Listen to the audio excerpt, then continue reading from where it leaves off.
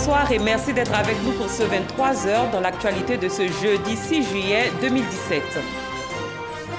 Le vice-président ivoirien a lancé officiellement aujourd'hui dans le département de Tia-Salé la route de l'esclave. Un devoir de mémoire, les peuples de Côte d'Ivoire ont connu la traite négrière. La cérémonie a regroupé plusieurs personnalités. 232 milliards de francs CFA, c'est la somme que va décaisser l'État de Côte d'Ivoire pour le paiement de la dette intérieure. L'information a été donnée par le Premier ministre Amadou Gon Coulibaly lors d'échanges avec le patronat ivoirien. À l'étranger, alors que le Venezuela est plongé dans une crise politique majeure depuis plusieurs mois, une dizaine de personnes proches du président Nicolás Maduro ont semé le chaos au Parlement. Au moins 7 députés ont été blessés. Bienvenue dans cette édition. Commençons par nous rendre à Tia-Salé, au nord d'Abidjan. Ce département a servi de cadre aujourd'hui au lancement de la route de l'esclave. Pour cette cérémonie, le vice-président de la République s'est rendu à Kanga Nyanzé. Il était accompagné par l'ancien chef de l'État béninois, Nicéphore Soglo, ainsi que plusieurs personnalités du monde culturel. Une stèle a été érigée en la mémoire des esclaves. Serge Collier. La traite négrière. 400 ans de douleur et de déportation gravés dans la mémoire de l'humanité. Une sombre page de l'histoire qui a meublé pendant des siècles le quotidien des populations de Kanga Nyanzé, village du département de Tia-Salé en Côte d'Ivoire. Le village est considéré comme la dernière escale avant l'ultime voyage vers l'Amérique. C'est ici que les esclaves prenaient le dernier bain purificatoire. Le lancement du projet Route de l'esclave en Côte d'Ivoire en ce lieu constitue un symbole. C'est tout simplement un devoir de mémoire pour le président Nicéphore Soglo, un des initiateurs du projet Route de l'esclave en Afrique. Le vice-président Daniel Kablan-Duncan a pour sa part traduit toute la volonté de l'État de Côte d'Ivoire à assumer pleinement ce statut de territoire ayant servi de cadre au commerce triangulaire. En décidant de lancer à Kanga Nyanzé le projet La Route de l'esclave, l'État de Côte d'Ivoire n'a point voulu être nostalgique d'un passé triste, douloureux et déshumanisant, et laisser pour la postérité les affres et les carcans qui nous plongeraient dans l'amertume mais même la révolte. Non, il s'agit au contraire pour l'État de Côte d'Ivoire de contribuer à la culture de la paix en favorisant la réflexion sur le pluralisme culturel, le dialogue interculturel et la construction de nouvelles identités et citoyenneté. Les personnalités ont ensuite dévoilé la stèle de la route de l'esclave. C'est notre histoire. Et notre histoire a des moments de tragique. Et c'est le cas de l'esclavage. 100 millions d'Africains sont partis des côtes, des terres africaines, pendant 4 à 5 siècles. L'Afrique aurait pu disparaître.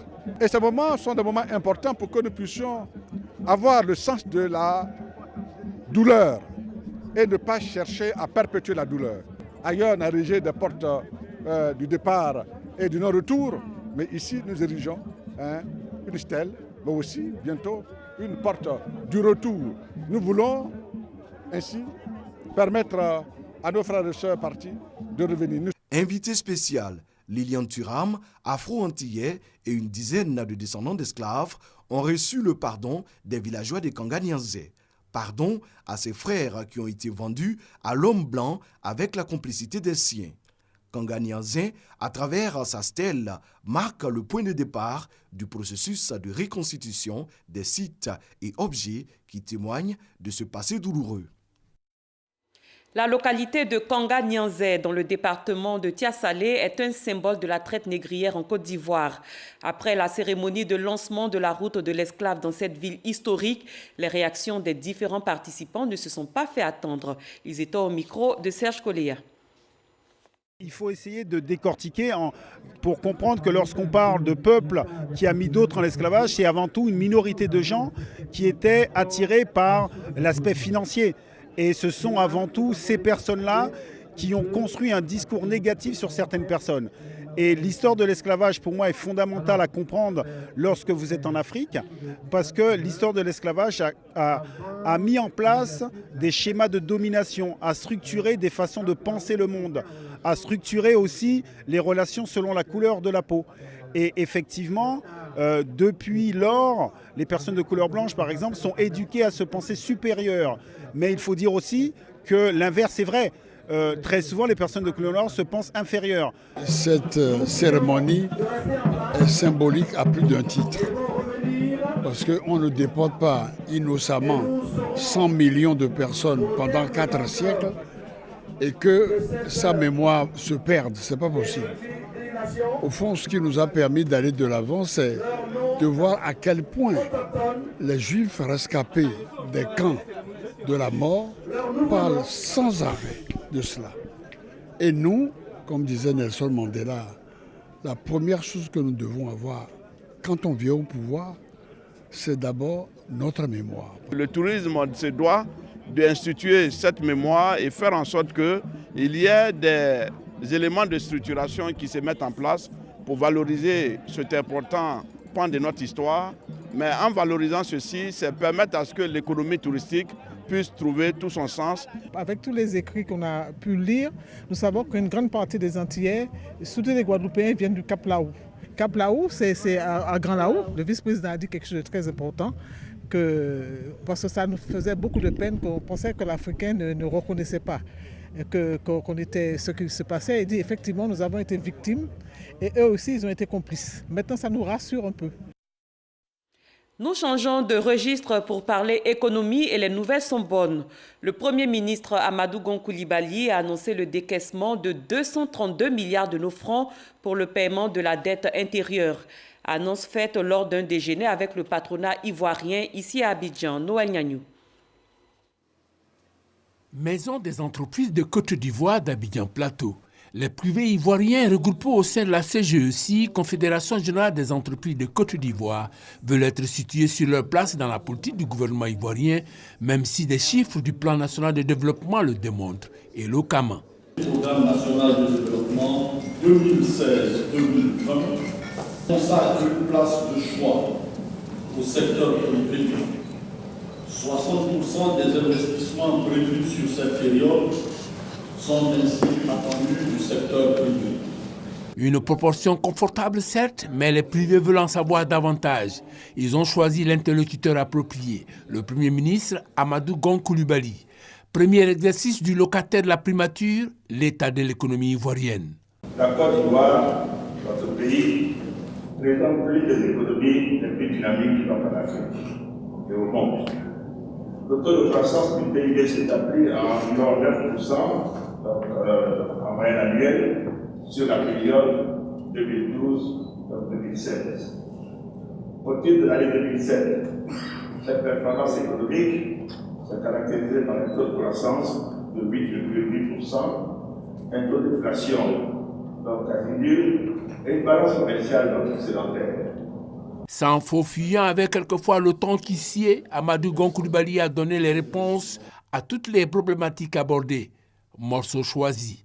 On ne voit que les dirigeants. Mais le problème, c'est qu'il faut aller à la racine et remettre un certain nombre de valeurs morales à notre société. Et le projet du gouvernement, le projet du président de la République qui parle de l'Ivoirien nouveau, c'est ça le sens de cet Ivoirien nouveau. Depuis 2013-2014, les délais de passation moyens des marchés publics étaient quasiment supérieurs à un an. Quand on prenait aujourd'hui, ces délais ont été ramenés à 130 jours par là.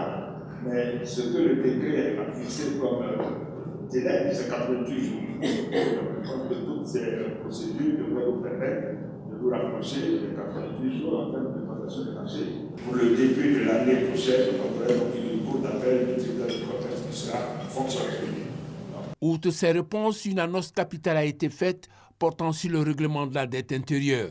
Alors, en tout cas, pour ce qui est de la dette, que ce soit celle de l'État central, la dette des établissements publics nationaux, la dette des collectivités territoriales et un certain nombre d'entreprises publiques pour lesquelles il y a des subventions de l'État, ces dettes-là, la décision a été prise donc, de les payer maintenant et le président de la République a validé un paiement de 232 milliards au niveau de la dette intérieure. De cette rencontre riche d'enseignements, les privés sont ressortis non seulement satisfaits des réponses apportées à leurs préoccupations, mais aussi convaincus de l'implication qui doit être la leur sur la route de l'émergence. La preuve de leur capacité à être conquérants, la mission en Guinée-Conakry. La CGECI, c'est 80% des recettes fiscales de la Côte d'Ivoire et 15 000 adhérents, issus de tous les secteurs d'activité. Un moteur pour l'émergence que le Premier ministre entend exploiter en toute connaissance de cause. Le Premier ministre Amadou Gon Coulibaly a également rencontré le directeur général du commerce international et de l'investissement de l'Espagne. Au menu des échanges, la coopération entre la Côte d'Ivoire et l'Espagne. Gabriel Zani. Ils ont revisité la coopération entre la Côte d'Ivoire et l'Espagne, accompagnés de l'ambassadeur de l'Espagne en Côte d'Ivoire. José Luis Kaiser Morairas, le directeur général du commerce international et de l'investissement de l'Espagne, le Premier ministre Amadou Gon Coulibaly ont défini les secteurs prioritaires d'investissement. On veut être utile pour la croissance et le développement de l'économie.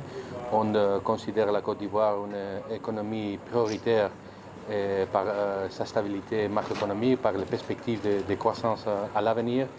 Et donc on veut être utile pour la croissance soutenable à l'avenir de l'économie ivoirienne. Donc on a parlé des différents secteurs, des différentes priorités et quelles possibilités de financement pour la politique commerciale espagnole pour collaborer et renforcer la relation avec les entreprises ivoiriennes. L'économie de la Côte d'Ivoire est forte car elle est stable. Selon José Luis Kaiser Morairas, c'est toute chose qui réconforte l'Espagne et pourrait faciliter l'investissement du pays. Toujours dans la page économie, un atelier sur le pilotage de l'émergence en Côte d'Ivoire s'est tenu au plateau. Cette rencontre est le fruit d'une collaboration entre le gouvernement et l'OCDE, Organisation de coopération et de développement économique. Elle s'inscrit dans le cadre du suivi de la mise en œuvre des réformes 2016-2020. Jérôme Kofi Aboulé. La Côte d'Ivoire, pays émergent en 2020, conformément aux vœux du président de la République, Alassane Ouattara. Les autorités ivoiriennes qui en ont conscience ne cessent de multiplier les actions pour y parvenir. L'atelier de travail sur le pilotage de l'émergence en Côte d'Ivoire ce jeudi en est une illustration. Atelier organisé avec la collaboration de l'OCDE, Organisation de coopération et de développement économique. Nous sommes ici pour travailler ensemble et pour apprendre ensemble. La méthodologie pour cet atelier d'aujourd'hui s'appelle l'apprentissage gouvernemental. L'apprentissage par les pairs, c'est vraiment la méthode de travail au cœur de l'OCDE. Et il s'agit vraiment de créer un espace pour pouvoir apprendre de l'expérience d'autres pays qui sont pertinents. Travaux présidés par le directeur de cabinet de la vice-présidence, Théophile Awandoli, représentant le vice-président Daniel Kablan-Duncan. À ce titre, il a rappelé les grands axes prioritaires sur lesquels le gouvernement entend mettre l'accent pour permettre à la Côte d'Ivoire d'atteindre son objectif. L'atelier a pour objet d'échanger sur les meilleures pratiques à l'international en matière de pilotage de l'émergence, de mise en œuvre de programmes de réforme et de discuter les leçons à tirer pour le suivi de ces programmes. À cet égard, le gouvernement a structuré son programme autour de 5 grands axes prioritaires, à savoir le renforcement des institutions pour la paix et la gouvernance. Le deuxième axe, c'est la transformation structurelle pour faire de notre économie une économie pérenne, sûre, durable. Troisième point, l'amélioration des conditions de vie des populations. En quatrième point, la promotion de la jeunesse et de la femme. Et puis enfin, un élément important, un Ivoirien nouveau. L'objectif est bien sûr d'avoir une croissance forte, durable, inclusive et portée par le secteur privé, un secteur privé dynamique. La Côte d'Ivoire est un pays à économie libérale. Pour le ministre Théophile Awandoli, il s'agit pour la Côte d'Ivoire de s'inspirer de l'expérience des experts venus de la Colombie et de la Malaisie, ainsi que de ceux de l'OCDE. Il est bon de le noter, la participation de l'Organisation de coopération et de développement économique à cet atelier s'inscrit dans le cadre de ses missions qu'elle mène tous les 6 mois en Côte d'Ivoire. Direction le Maroc, où se tient la 55e session du conseil d'administration du CAFRAD, Centre africain de formation et de recherche administrative pour le développement. Les participants, à savoir les ministres africains de la fonction publique, entendent relancer ce secteur dans leurs pays respectifs. Le point de notre envoyé spécial, Mamadou Kwasi. Ils étaient quasiment tous présents à cette 55e session du conseil d'administration du CAFRAD, le Centre africain de formation et de recherche administrative pour le développement. Les ministres africains en charge de la fonction publique veulent donner un nouveau souffle à cet instrument en charge de redynamiser la gouvernance publique. Ces ministres sont unanimes que l'administration publique constitue un pilier essentiel dans le développement des pays africains. C'est pourquoi ils mettent un accent particulier sur l'innovation, la modernisation et la réinvention du secteur public et de la gouvernance. Nous avons mis en place ce que nous appelons la gouvernance publique responsable comme une alternative au concept de bonne gouvernance. Et cette gouvernance ne peut pas être universellement interchangeable d'un pays à l'autre, mais elle devrait s'adapter à chaque contexte, à chaque culture, à chaque environnement. La promotion de la bonne gouvernance, de l'éthique et du professionnalisme dans le secteur public constitue une priorité pour le CAFRAD, qui entend également mettre un accent particulier sur l'amélioration de la productivité dans le secteur public. Cette 55e session du conseil d'administration du CAFRAD a permis également d'aborder la question de formation, l'une des missions essentielles du CAFRAD. Et à ce titre, il est prévu pour cette année 2017 une conférence panafricaine des présidents des cours constitutionnels et une formation des secrétaires généraux du gouvernement sur la poursuite des objectifs du développement durable. Une autre rencontre se tient un peu plus loin à Rome, en Italie. Elle planche sur les stratégies continentales et le programme d'éradication de la peste des petits ruminants. Cette initiative de l'Union africaine s'inscrit dans le cadre de la 40e session de la conférence de la FAO, l'Organisation des Nations Unies pour l'alimentation et l'agriculture. Chris Diomandé, Victorine Yobouy. Les ministres africains en charge de l'élevage, les représentants du Bureau interafricain des ressources animales et ceux de l'Union européenne au siège de la FAO pour analyser le problème de la peste de petits ruminants qui mine le secteur de l'élevage. Cette rencontre à l'initiative de la Commission de l'Union africaine a présenté les conséquences néfastes de cette peste sur le monde rural. L'impact économique des foyers de peste des petits ruminants est estimé à 147 millions de dollars US par an. Cette pathologie porte gravement atteinte aux revenus des éleveurs et menace particulièrement les moyens de subsistance et la sécurité alimentaire des paysans ruraux les plus vulnérables, notamment les femmes. Pour le ministre des Ressources animales et halieutiques de Côte d'Ivoire, ces assises sont une opportunité pour mutualiser les efforts en vue de l'éradication de ce fléau.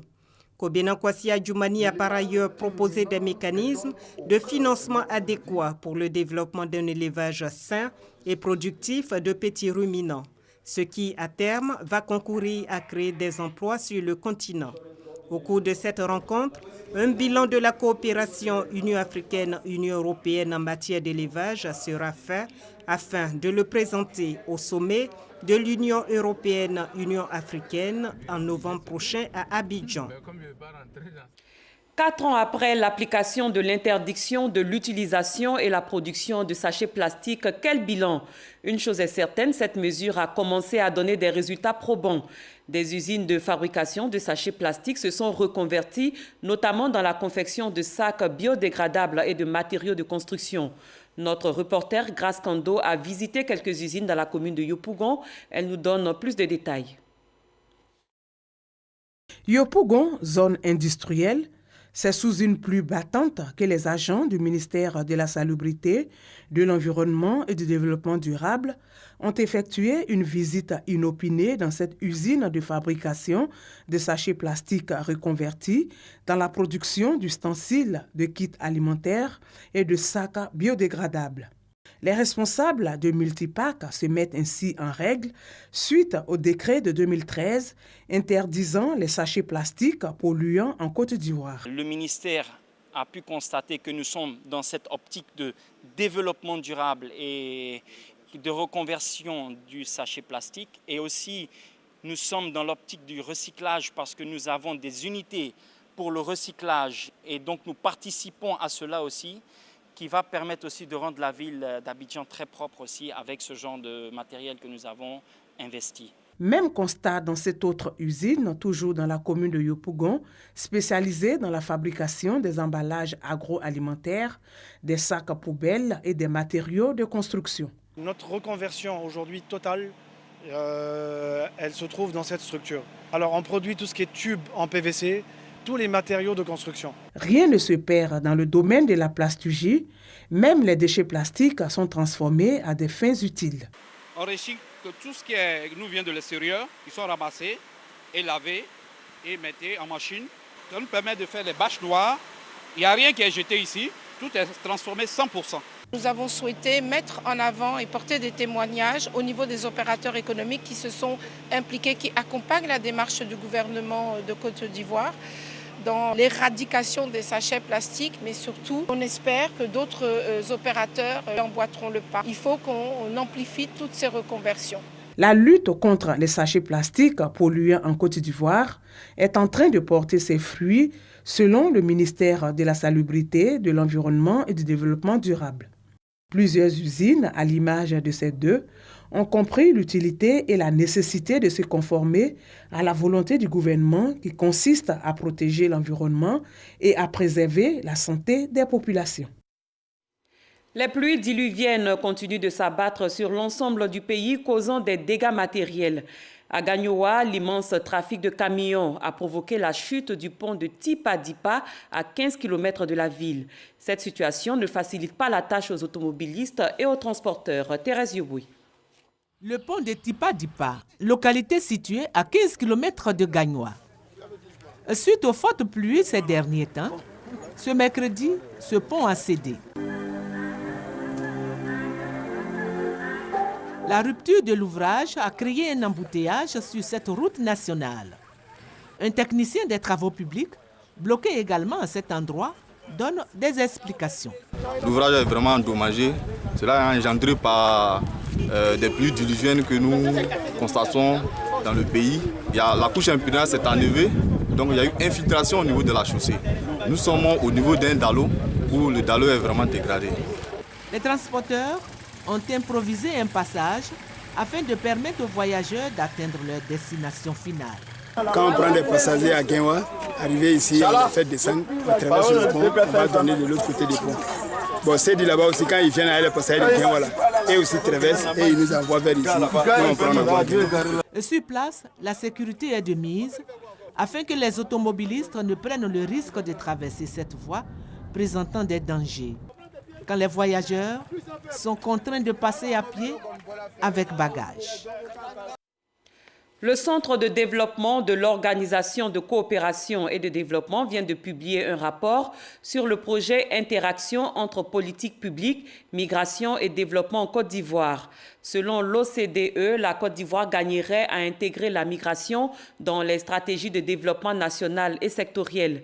L'objectif de ce projet consiste à renforcer la capacité des pays partenaires et à inclure la dimension migratoire dans leur stratégie de développement. Sidonie Davila. La Côte d'Ivoire gagnerait à intégrer la migration dans les stratégies de développement national et sectoriel.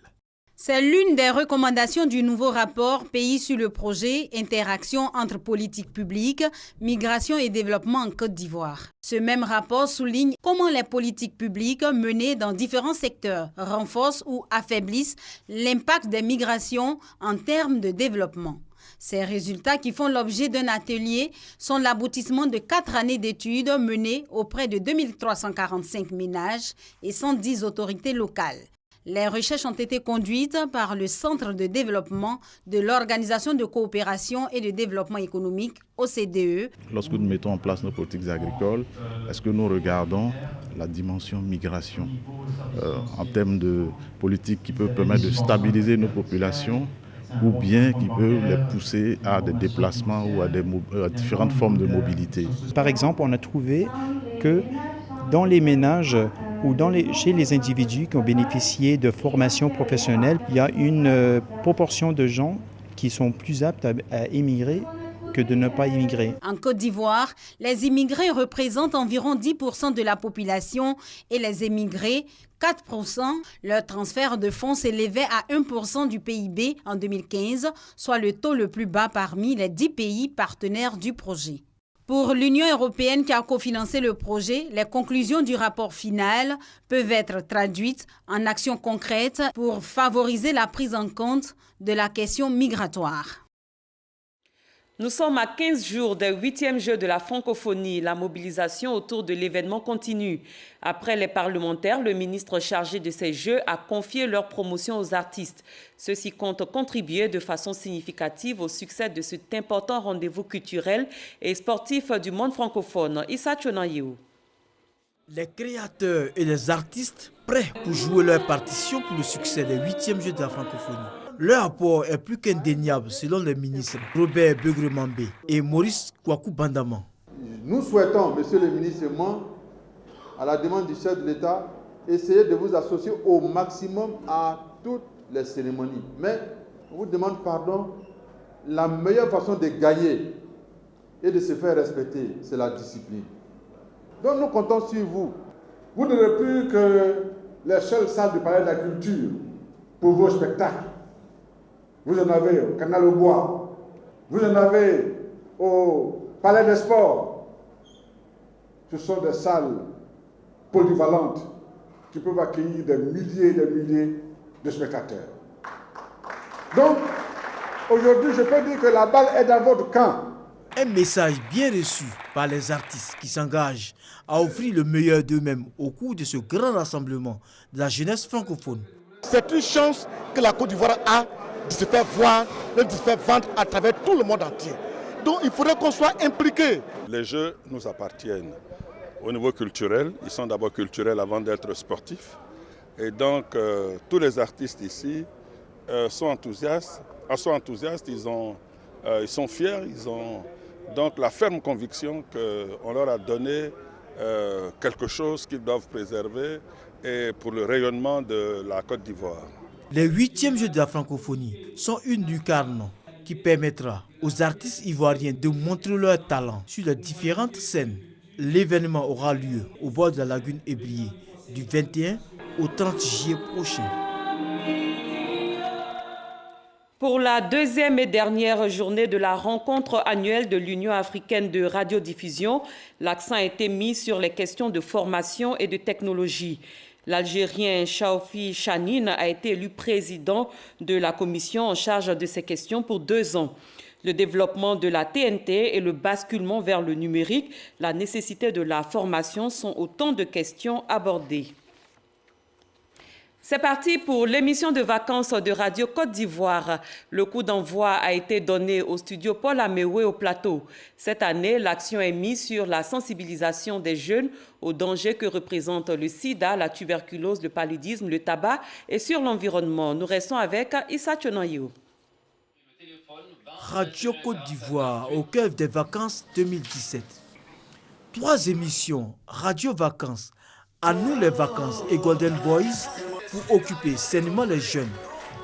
Radio Côte d'Ivoire cette année a décidé de célébrer la vie, rien que la vie.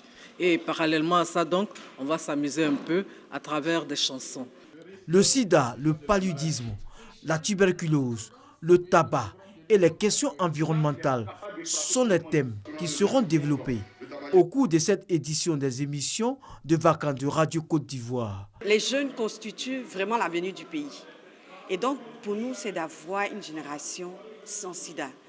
Alors, une génération sans sida, ça passe par l'accélération des actions, des interventions de prévention à l'endroit de ces jeunes-là. Il faut vraiment amener les jeunes à comprendre que tous ces fléaux, non seulement qui minent la santé, ont leur origine dans le mauvais environnement, dans un environnement insalubre, et surtout, il faut faire une mutation de son comportement, d'avoir adopté des bonnes attitudes, adopter des habitudes écolo, c'est-à-dire être un éco-citoyen. Radio Vacances, la plus vieille des émissions qui traitera les questions de santé, va sillonner 9 villes du pays.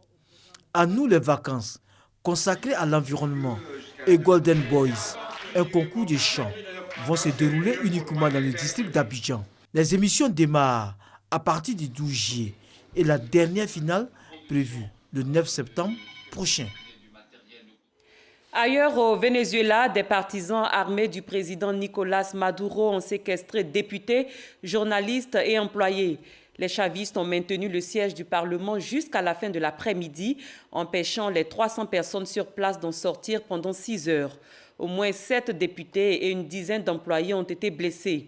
Les condamnations internationales n'ont pas tardé, à commencer par les 4 pays fondateurs du Mercosur, Argentine, Brésil, Paraguay et Uruguay. Les États-Unis, le Mexique, la Colombie et l'Espagne ont également condamné l'attaque. Le président du Parlement européen, Antonio Tajani, a qualifié l'Assemblée nationale de symbole de la démocratie au Venezuela et a demandé des élections immédiates. Cette édition est à son terme. Merci de l'avoir suivi. Excellente fin de soirée. À très bientôt.